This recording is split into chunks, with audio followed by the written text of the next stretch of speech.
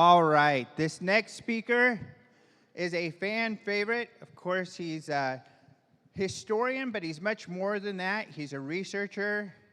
He's a great thinker. He's inspired myself. I think he's inspired a lot of you when it comes to this field to think harder and I think more intelligently about this whole field and what is going on and the history of it. And I was very excited when he came to us with the title and the concept of this talk, which is Metamaterials and the Secret Science of UFOs. Help me give a warm welcome to Richard Dolan. Thank you, Alejandro. Hi. Thank you, everyone. It's great to be here. I have a bad habit, which is before I speak, I'm usually at my table jabber-jawing like this for hours on end. So by 4 o'clock, I said to Tracy, I'm a little tired. She said, that's okay, we'll go get a little snack and you can go lie down. I went up to my room and I began snoring immediately. And at 5 o'clock, 15 minutes before starting, she said, hey, you better wake up. I was like, what? I just tanked up on coffee and here I am. That's my bad habit, but I'm very glad to be here. The thing is, when I'm at these events, this event particularly, it's like nonstop lecture mode. I don't know what it is. It's just, someone presses a button and I just go, and I haven't realized, oh wait, the lecture hasn't started yet. So here we are. I want to jump into this. They give 75 minutes, and I have a feeling I'm going to probably hit it right to the end. So this is not something that I usually will talk about. Normally, when I do a UFO lecture, I get into something like this, the politics of whether it's UFO secrecy, or I like to talk about interesting sightings, important sightings. It's definitely something that's, I think we all need to be aware of, that there's a long history of incredible, well-attested and documented UFO sightings. But I don't want to do that here. And nor am I really going to get into the politics of disclosure. If you see that image there, you've got Donald Kehoe in the top left, James McDonald down there, Stephen Greer and Stephen Bassett. Some of the, over the years, some of the prominent names associated with disclosure. Back in the 50s and 60s, no one was using that word, but Donald Kehoe, for sure, running NICAP for a long, long time, was the UFO and UFO secrecy man, and he was trying to get congressional hearings. You know, back in those days in particular, when people still really believed that they had a viable political Republican system, the idea was you work through Congress. It's funny, I know. It's really not funny, but it's actually what, but it made sense in that era. You would work through your elected representatives and seek them to have open congressional hearings on UFOs. Those are our representatives. They're of the people, and that's the proper way to do it. And Kehoe really worked very hard at that and never quite got what he was looking for. Did get some congressional interest, but not, I think, what he wanted. James McDonald, a great scientist from right around here, actually, a great atmospheric physicist who became very engaged publicly in the UFO subject, was a force, almost a force of nature, you could say, who had a lot to say about this publicly. And down at the bottom, Stephen Greer and Stephen Bassett in the 21st century, two people, again, talking about the necessity of U.S. government disclosure. I've talked a lot about disclosure. I wrote a book with the title Disclosure in it, and you know, we've had a 20-plus year open conversation in the UFO field about disclosure as basically a political act. You know, something in which the U.S. president presumably would get in front of everyone and say, it's real, they're here, here's the truth about what's going on. Politics. And I'm a firm believer in the importance of the political process for this. A lot of people say, why bother with what the politicians say? We know what the truth is. I would just say it does matter, because even though they're not really responsive to us, we need to make sure and have them act like they are responsive to us. That's how our system's supposed to be, and I'm not quite willing to give up on that. But there's other forms of disclosure. You know, over the last decade, I was thinking a lot about this. After I wrote After Disclosure in 2010, I never stopped thinking about it and started formulating different, in my mind, like different ways that disclosure would happen. I gave them different names. I called one fascist disclosure back in 2011, 2012. I've renamed it. I now call that controlled disclosure, and I think that's what we're seeing. So controlled disclosure is, I used to think about this way back before the internet changed, back when YouTube videos were not being censored and when social media wasn't being censored. But I thought, you know, there really might not be a government-initiated disclosure until and unless those people doing the disclosing are totally confident that they have complete control over the narrative that they're disclosing. Because disclosure is going to be really messy, and there's no motivation for anyone to do it unless they can control that spin. And I thought, well, how can that happen? And I figured, well, it can only happen once the internet is under enough control that alternate competing viewpoints are moved out to the fringe or eliminated, and the population's you know, out of it to the extent that they're not really paying attention. Jim Marrs always had a title of a book that he wanted to publish. He never published it, but he called it Zombie Nation. I mean, there's a great title for a book. He had the whole thing laid out. It just wasn't a book that he was able to get a publisher to give a title.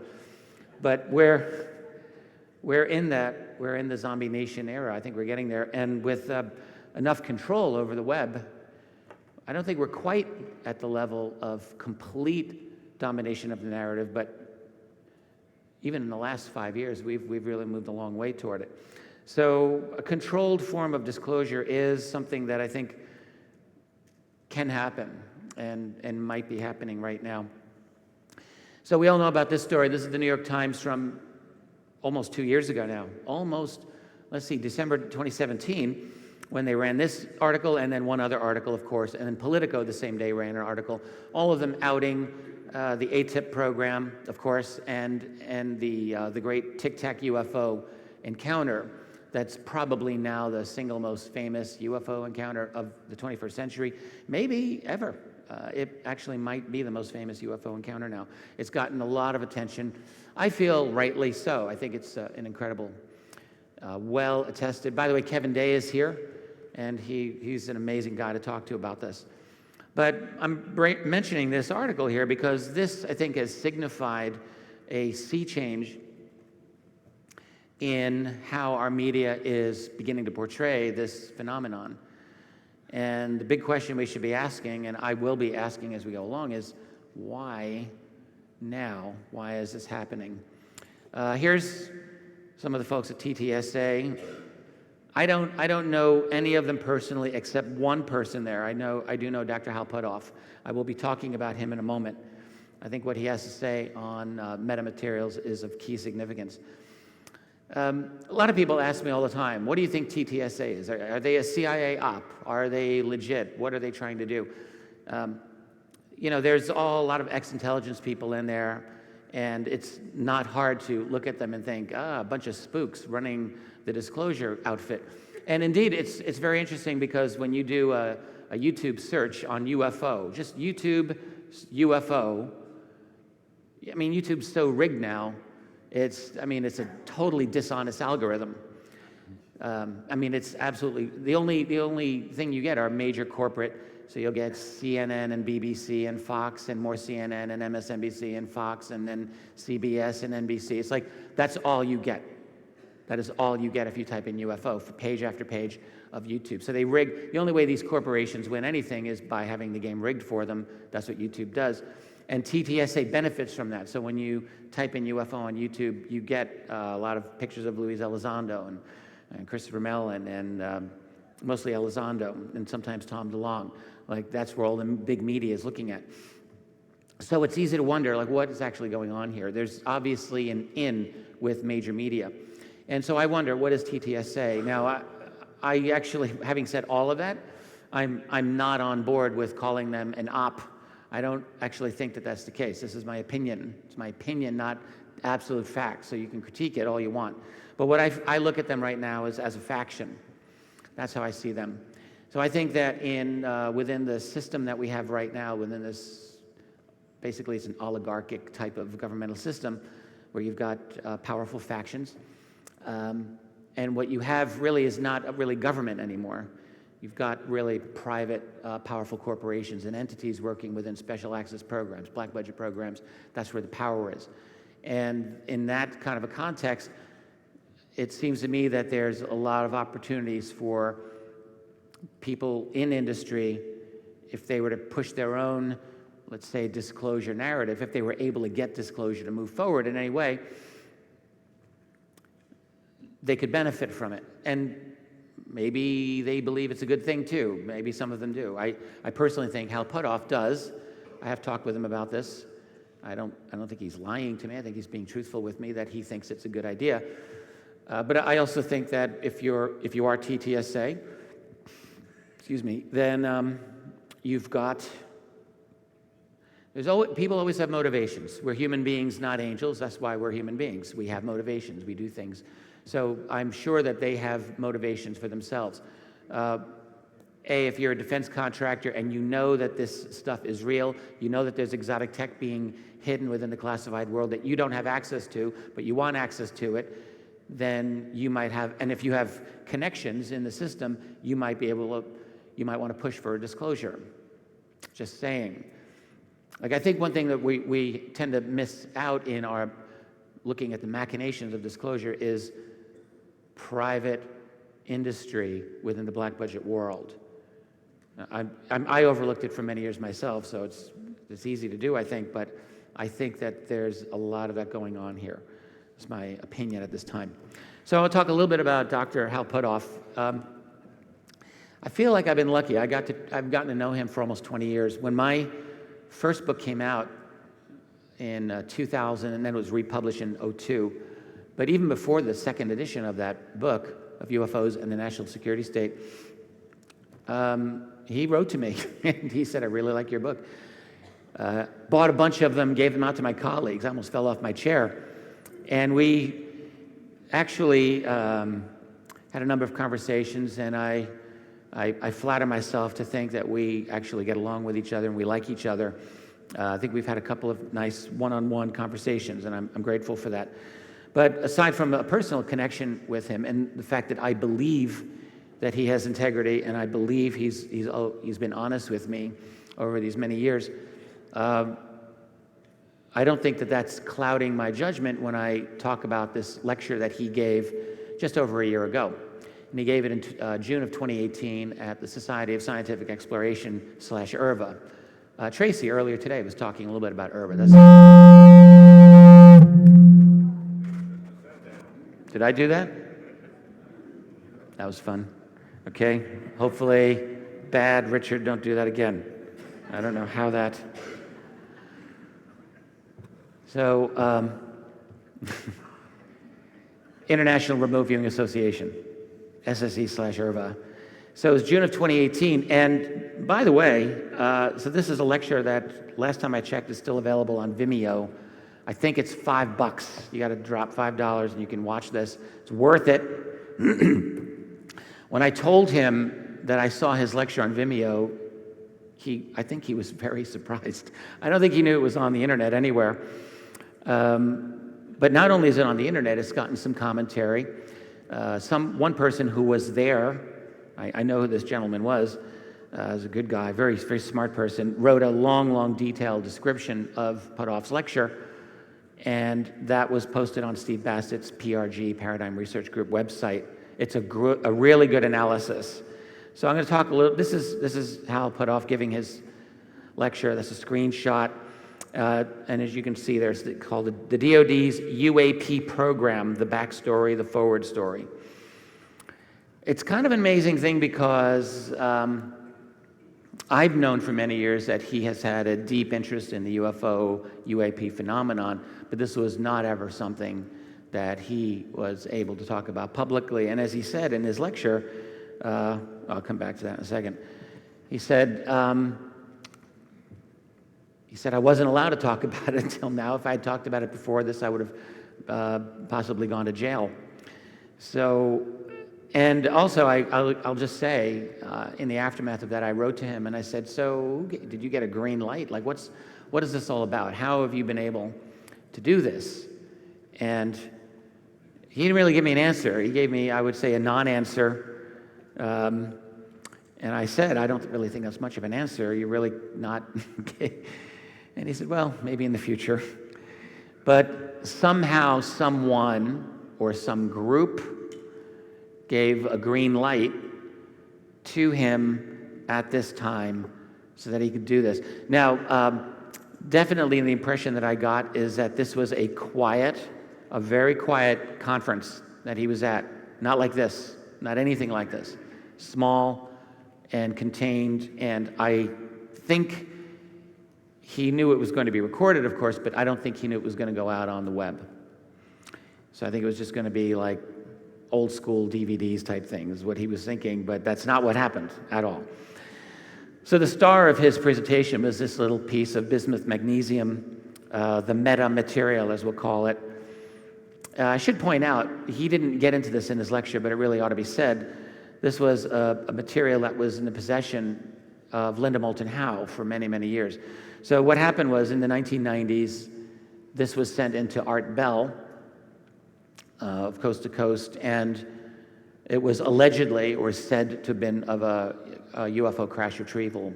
So it's from a UFO, it's an artifact. So Art Bell got it to Linda Moulton Howe, and she shopped it around to different scientists, including Hal Puthoff, whose laboratory at Earth Tech looked at this apparently in quite a lot of detail. And so he's reporting on this material. So what he did in this lecture, he words everything very carefully. It's very exact, right? And he's making it very obvious throughout that this artifact is not anything that we know how to make. And that's like point number one. So after all of the analysis, he said, at first we didn't even know what this thing could possibly be for years, let alone who could have made it.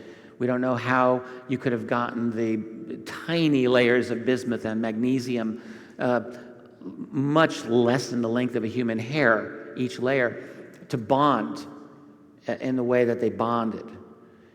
He said, we don't know how to do that. He did not say, oh yeah, it's aliens. He didn't do that. But he also, it wasn't difficult to read between the lines of what he was trying to say here, that this doesn't seem to be anything that we know how to have made.